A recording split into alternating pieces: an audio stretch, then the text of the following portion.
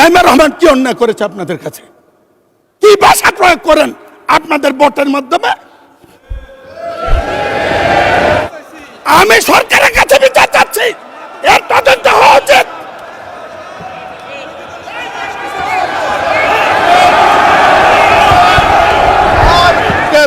আপনি বললে এমনি বসে পড়ব, তো আমার প্রতি সুবিচার হয়েছে বলে আমি মনে করি না।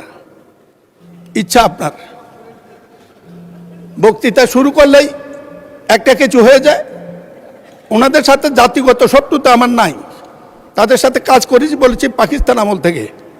দেশের প্রয়োজনে দু চারটা কথা বলতে এই বয়সে না পারলে সংসদে আর কোনোদিন ডাকেন না। দলীয় ঐক্য কারা নষ্ট করেছে এটার জন্য গবেষণা হওয়া উচিত, এটার জন্য সিদ্ধান্ত হওয়া উচিত। কি কারণে বিএনপি প্রতিপক্ষ হলো? মাননীয় স্পিকার কথা বলার সুযোগ কম, তারেক রহমান নীলকণ্ঠ বিষ খেয়ে বিষ হজম করে আওয়ামী লীগের প্রশাসনের এত একটি অভিযোগ করে নাই। শত বিবেচনা মধ্যে সেদিন বিরোধী দলের নেতারা দাঁড়িয়ে বলছেন তাদের সমবন্টন হয় নাই। 1 ঘন্টার মধ্যে তারেক রহমান তাদের দেওয়ার জন্য অর্ডার দিয়েছেন। আমি সরকারে ছিলাম, আগে জানি। না হইলেও হবে, যার হয় না কোনোদিন হয় না, যার হয় না কোনোদিনই হয় না। যাই হোক, মাননীয় স্পিকার, আমি জিজ্ঞাসা করতে চাই, আপনারা এখানে যা বলেন, বিশেষ করে আপনাদের নেতা, বিরোধী দলীয় নেতা, তিনি আমাদেরও বিরোধী নেতা, আমাদের সংসদের বিরোধী নেতা, তিনি মর্যাদাবান, তার নিরাপত্তা রাষ্ট্রের দায়িত্ব।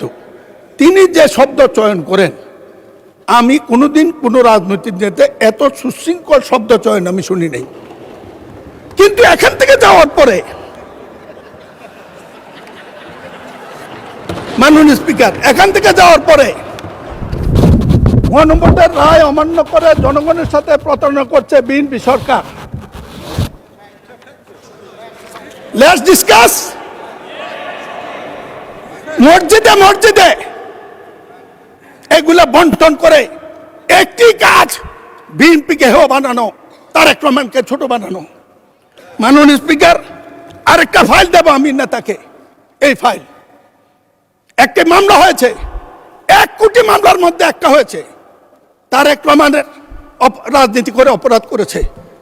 জাইমা রহমান কি অন্যায় করেছে আপনাদের কাছে? কি ভাষা প্রয়োগ করেন আপনাদের ভোটের মাধ্যমে?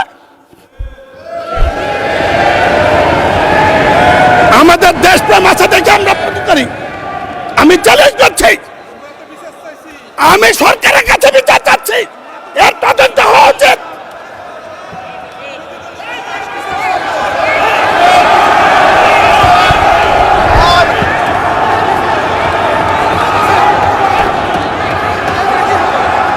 এই মামলার কাগজ আমি দেব।